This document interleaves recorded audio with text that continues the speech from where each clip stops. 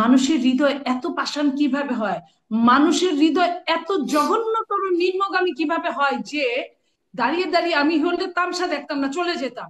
কারণ ওটা দেখা এত বিভৎস যে ওটা ছবিতেই আমরা সহ্য করতে পারছি না। তাহলে যারা সামনে দাঁড়িয়ে থাকে দেখলো, তারা দেখলো অথচ কিছু বললো না, আচ্ছা তারা ভয় পায়। তাহলে তারা ভয়ই যদি পায়, ভয়ার্থ জিনিসটাকে, আমরা একটা সিনেমাতে ভয়ার্থ জিনিস দেখে আমরা ঘুমাতে পারি না, তারা কিভাবে এটা সহ্য করে তারা এখনো দিব্যি ভালো আছে, সুস্থ আছে? এটা কিভাবে সম্ভব? আর এটার জন্য খুদ বুয়েট থেকে, বুয়েটের মিছিল যেটা বের হয়েছিল, সেখান থেকে বাজে কথা বলা শুরু হয়েছে। এবং এই বাজে কথাটা কোন পর্যন্ত গেছে, কতগুলো মিছিলে আপনি দেখেন হুম। বাজে কথা কিভাবে। তারেক রহমানের বিড়ালটা পর্যন্ত কে নিবে, তার খালেদা জিয়ার শাড়িটা কে নিবে, এই ধরনের কথা। এটা এটা কি, এটা একটা প্রথায় পরিণত হয়ে গেছে এখন। শেখ হাসিনাটা আপনি বলতে পারেন যে একটা ফ্যাসিস্ট ছিল, একটা স্বৈরাচার ছিল, আমরা কত শুদ্ধ ভাষায় কথাগুলো বলি। এই আপনার সঙ্গে কিন্তু টকশো কিন্তু আওয়ামী লীগের সময় করেছি, এইভাবেই কিন্তু ফ্যাসিস্ট বলেছি।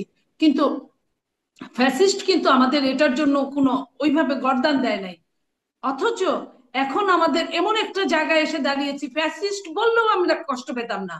আমাদের এত জঘন্য ভাষায় ব্যবহার করা হচ্ছে, কথা বলা হচ্ছে। তার মানে কি বাংলাদেশ থেকে রাজনীতিটা তারা তুলে দিতে চাচ্ছে? আপনার দেখেন এনসিপি একটা দল, নতুন দল, তরুণদের দল।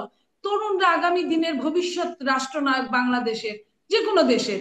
এই তরুণরা যে যে অবস্থা করে আজকে যেভাবে আপনার ইসে গেল, গোপালগঞ্জে গেল, গোপালগঞ্জে যেভাবে আসলো, এটা কিন্তু আমাদের জন্য লজ্জা। বাট তাদের যাওয়াটা কিন্তু আমি মনে করি ওইভাবে শুভন ছিল না আজকের দিনে। হুম।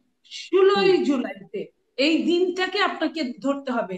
এই দিনটা এবং ফ্যাসিস্টের এলাকা, এবং ফ্যাসিস্টের এলাকায় সারা বাংলাদেশ থেকে যত বড় বড় ত্রাসের সন্ত্রাসী করেছে শুনেছি, তাদের ওইখানেই নাকি থাকে।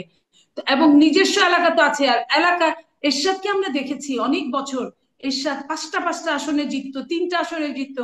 এরশাদ কিন্তু সারা বাংলাদেশে জিততো না, আঞ্চলিক নেতা হিসেবে পরিচিত ছিল, অঞ্চলে দাঁড়ালে জিততো। তো এরশাদ যদি জিততে পারে, তো শেখ হাসিনা ওইখানে পদ্মা সেতু বানায় দিছে, ওইখানে রাস্তাগুলো সোনা দিয়ে মুড়ায় দিছে, ওইখানে সুযোগ সুবিধা দিছে। তাহলে কেন, কেন তারা কোন দল করবে সেটা আমি বলতে পারি না। কেন তারা তার জন্য রিস্ক নিবে না?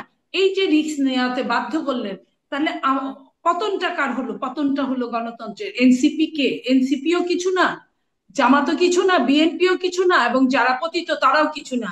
যা গেল, যা নষ্ট হলো, এই 24-এর গণতন্ত্রকে যারা ধারণ করতে পারছে না, হুম। তারাই আজকের দিনে 24-এর গণতন্ত্রটাকে প্রশ্নের মুখোমুখি দাঁড় করানো।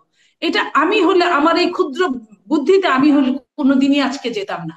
এবং কোনোভাবে এইভাবে নিজের শক্তি সঞ্চয় না করে, যারা কিনা মিছিল ডাকলে এখন মানুষ হয় 14 জন, তারা কিভাবে বলে যে ওইখানে অ্যাটাক করব, কবরস্থানকে অ্যাটাক করব? এটা কিভাবে সম্ভব? এটা আমার মাথায় ধরে না। আমি জি। এটা এই আমি এই বার্তাগুলো নিয়েও কি ব্যারিস্টার ফুয়াদ একটু বলবেন যে এই যে মাজার ভেঙে দেওয়া হবে বা গুড়িয়ে দেওয়া হবে এরকম বার্তা, মানে বা স্লোগানটাই এরকম মুজিববাদ মুর্দাবাদ, এরকম একটা স্লোগান, ইনকিলাব জিন্দাবাদ, এই স্লোগানটা বেশ ব্যবহার করছে ফেসবুকেও সামাজিক যোগাযোগ মাধ্যমেও দেখছি। এটার মাহাত্ম্য কি? এটা এটা আসলে ভালো কিছু হচ্ছে কি? দেখেন, গণ অভ্যুত্থান তো একটা হিস্টোরিক সিচুয়েশনকে আপস এন্ড ডাউন করে দেয়।